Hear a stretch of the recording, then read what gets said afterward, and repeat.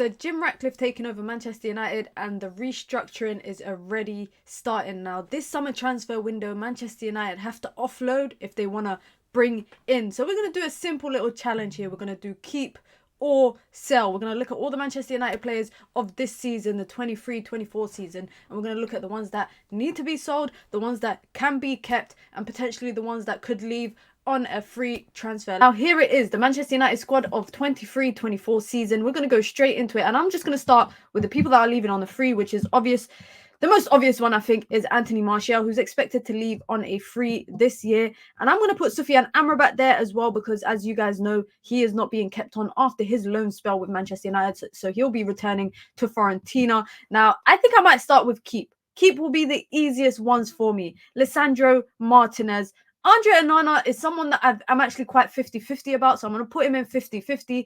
Raphael Varane, I will keep. And the reason why I would keep Raphael Varane and I would actually sell Harry Maguire is because A, Harry Maguire will cost more from an FFP standpoint in Manchester United's books for next financial year in comparison to Raphael Varane. Raphael Varane is expected, obviously, for his contract to finish at the end of this season. They can keep him on after that, and all they would have to do is take the cost of his salary in their financial books, whereas with Harry Maguire they have to amortize his transfer fee and take his wages as well as a hit on their financial books. Now with the Euros and with the way he's been playing this season, there's no doubt, I think, that his price can actually go up a little bit in comparison to last summer. For that reason, I'm putting Harry Maguire in sell and I'm keeping Raphael Varane. Diogo Dalot, I would keep 100%. I think in terms of the fullback options, left and right, he's probably the one I'm probably most sold on in terms of this season. Luke Shaw, I'm going to put in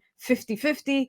Bruno Fernandes, I'm going to put in 50-50. And the reason why I'm putting Bruno in 50-50 is just because I don't know if the club will actually part ways with two big players this summer in Bruno Fernandes and Marcus Rashford. I think, from a selling perspective, I think he's less sellable because of his age. You won't recoup a lot of money for him. I think in comparison to Marcus Rashford, that'll be obviously 100% profit, academy player. And obviously, I think you weigh out the two of them.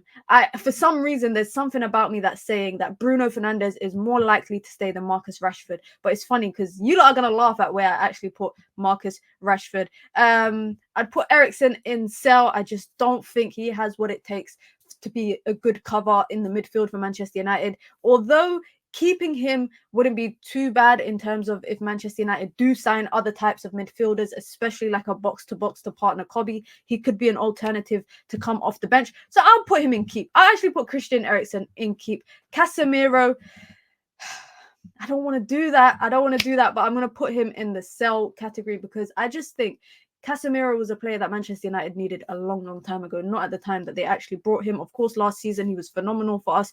This season, you already see the difference he makes when he plays alongside Kobe Mainoo.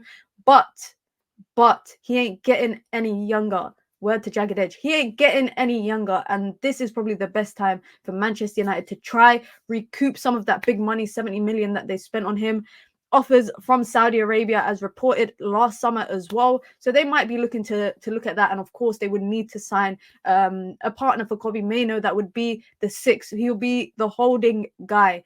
Casemiro, I'm sorry, man. That was so hard for me to do. I'm not going to lie. Mason Mount, I'm going to say keep because we haven't seen anything from Mason Mount. We have not seen anything from Mason Mount this season. Marcus Rashford, I'm putting him in the sell category, and it's nothing personal at all. I don't see it happening, realistically, if I'm being real. I don't see Marcus Rashford being sold this summer, but I would sell him just for, A, the purpose of buying other players, B, the fact that it would be 100% profit. It will be very difficult for them to offload his wages, given him a big contract last season off the back of what was, a lot of people say, a purple patch. I would sell Marcus Rashford now. He still has a number of years in him, which is making him a lot more sellable in comparison to players who are a bit older. And I just think maybe he needs a new environment. He needs a new manager. He needs a new situation. If Erik ten Hag does leave this season, Marcus Rashford, I think, would be one of the few players in the Manchester United squad that has probably survived the most number of managers, from Louis van Gaal, Jose Mourinho, Ole Gunnar Solskjaer, Ralf Rangnick, and then Erik ten Hag. He just needs a fresh start. Anthony, for me, 100% sell. 100% sell. It's time to part ways. Listen, Rasmus Højlund, one of the few guys I actually believe in the team. Heaton, I would, yeah, he would leave. He would leave. Bayinda, I'll put him in the keep.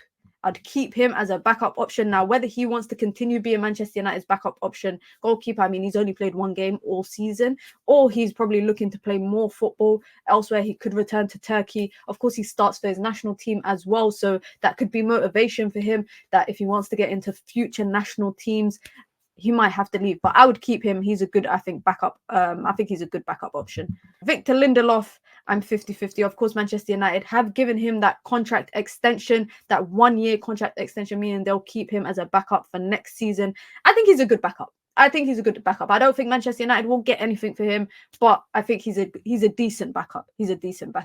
I will keep Tyrell Malacia because I was impressed with what we saw from him last year. I wrote an article. I'm going to put a screenshot right here. I wrote an article a couple months before Manchester United actually signed him, and I said that Manchester United should look at signing Tyrell Malacia, and they went and did just that. Unfortunately, he's been out with this mysterious injury this season. We don't know what it is, but I will keep him because he's a solid backup. Aaron Wan-Bissaka, you've given us some great times as a Manchester United, the Aaron Wan-Bissaka Defense League, when it was the Aaron Wan-Bissaka versus Trent debates talking about defending. It was a fun time, but I think it's time to go, for Manchester United to part ways with him, try recoup some money and sign a permanent fullback. That's it.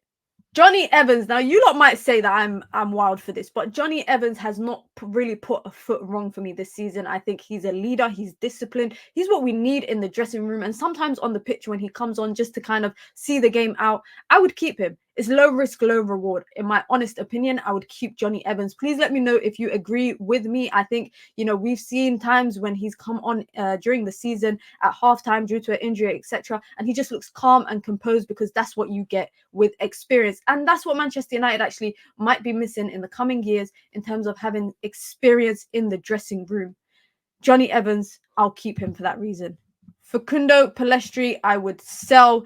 Donny van der Beek, I would sell. Scott McTominay, I will sell. All three of them I will sell. I don't see a future for them in the club, unfortunately. Donny van der Beek that's just an unfortunate situation. Same with Facundo Pellistri and Scott McTominay. I'm hoping he's kind of put his price up the way that he's been this season. And United can just make some money. Man United have to make money to spend money. It's as simple as that. And to spend comfortably maybe in the January window after that as well. Manchester United need to sell good this summer. Kobbie Mainoo, 100%. You don't know what it is, man. That's straight keep. He's a key part for me. Hannibal Mejbri, I would sell. Jadon Sancho, I would sell.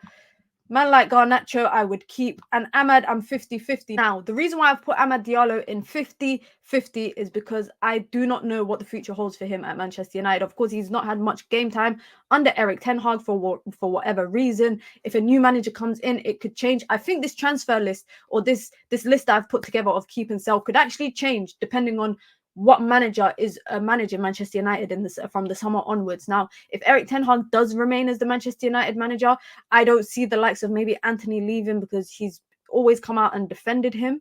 He's always come out and support him. Of course, I see Jadon Sancho leaving. I see Donny van der Beek leaving. Amad Diallo could be on that, but I would keep him. So for that reason, I'm going to put him at 50-50 just because I'm not sure. And this, guys, is my full list of keep, sell, and 50-50. There's a few players in that 50-50 section. Let me know your thoughts. Do you agree? Do you disagree? Have I been too nice and I've put too many players in the keep section? Have I been too harsh and I put too many people in the sell section? Let me know, of course, your thoughts below. How many players? Because we talk about this on stream all the time, and a lot of people say there's only 3 or 4 players they would keep in the summer and they would sell everyone else. I think that's too unrealistic. I've tried to make this as realistic as possible. Be sure to hit the like button, guys. Be sure to subscribe. You guys know what it is, man. It's your girl, Mina. Until next time, peace.